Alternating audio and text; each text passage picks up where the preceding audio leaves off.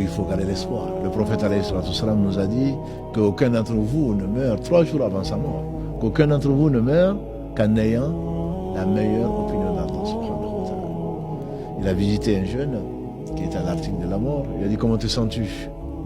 Il a dit: je me sens avec de l'espoir, de la miséricorde d'Allah subhanahu wa ta'ala, et je crains pour mes péchés. Et le prophète alayhi salam a dit: personne ne meurt dans ces conditions sans que Allah ne lui donne ce qu'il espère, c'est-à-dire sa miséricorde, et ne le préserve de ce qu'il craint, à savoir les conséquences de nos péchés. Donc l'espoir doit être de mise. C'est pour cela que quand Aïcha, notre mère, une des femmes du prophète sallam dans ce moment et certainement dans l'au-delà, quand elle allait mourir, Ibn Abbas Kalalagré ainsi que son père lui dit à Aïcha: il te reste plus que peu de temps pour rejoindre celui que tu aimes le plus. Allah a révélé des versets dans la sourate An-Nur pour t'innocenter. Quand on a demandé au prophète alayhi salam quelle est la personne qu'il aimait le plus, il a dit Aïcha. Elle a dit: laisse-moi tranquille, laisse-moi tranquille. J'aurais préféré ne pas exister. Donc nous avons dit la mort est une réalité. Et Allah a voulu dans sa sagesse donc libérer cette âme qui, quand elle est belle, quand elle a été obéissante à Allah, comme on l'a vu la semaine dernière, mardi dernier, elle est recueillie par les anges dans un linceul embaumé du parfum du paradis et qui se l'arrache.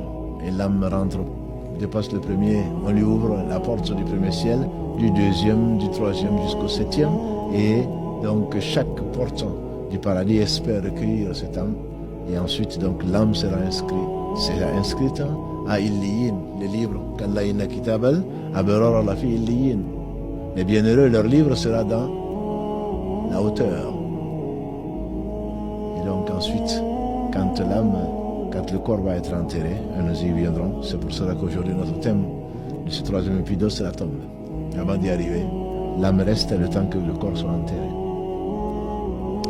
Quand c'est l'âme donc d'un pervers, d'un prétentieux, d'un orgueilleux qui a fui, qui a refusé, qui a traité de mensonge les versets d'Allah subhanahu wa ta'ala, la porte du ciel ne sera pas ouverte, du ciel le plus bas, comme Allah le dit subhanahu wa ta'ala: waladhina kadhabu bi ayatina, ceux qui ont traité de mensonge nos signes, la porte du ciel ne va pas être ouverte et ils ne rentreront pas au paradis tant que le chameau ne passera pas par le trou de l'aiguille.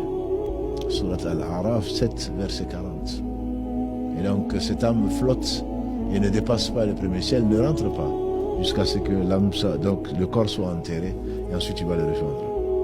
Donc quand on est à côté du moribond, on doit faire des invocations, on doit lui rappeler la shahada, pas dire la ilaha illallah, mais simplement le répéter à côté de lui. La ilaha illallah, la ilaha illallah. Et si son dernier mot est la ilaha illallah, il sera certainement au paradis, comme nous a enseigné le prophète sallallahu alayhi wa sallam. Une fois donc que l'âme est sortie, recueillie par Malak al-Maut, l'ange de la mort, à ce moment, on doit refermer les yeux, mettre le mort sur le côté droit ou sur le dos. On doit le couvrir. Et ensuite, annoncer la nouvelle. Et parmi les choses dont il a droit avant d'être enterré, c'est bien le lavage mortuaire. Lavage mortuaire, que nous avons dit, il suffirait, disent les savants, qu'on mette de l'eau dessus, c'est tout. Mais la sunna veut qu'on l'élève, donc sur un plan élevé, qu'on lui presse un tout petit peu le ventre pour faire sortir ce qui éventuellement était en transit.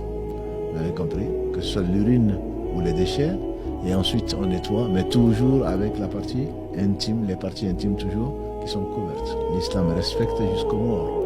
Et même l'eau qu'on doit utiliser pour laver les morts doit être une eau qui est tiède. Ni trop chaude, ni trop froide. Et celui qui casse l'os ou un os d'un mort, c'est comme s'il avait cassé l'os d'un vivant. Donc c'est avec délicatesse. On essaye donc de laver, on va faire les petites ablutions. Et ensuite on va faire les grandes ablutions, de haut en bas. à 3 reprises. Hein. Et s'il y a toujours de la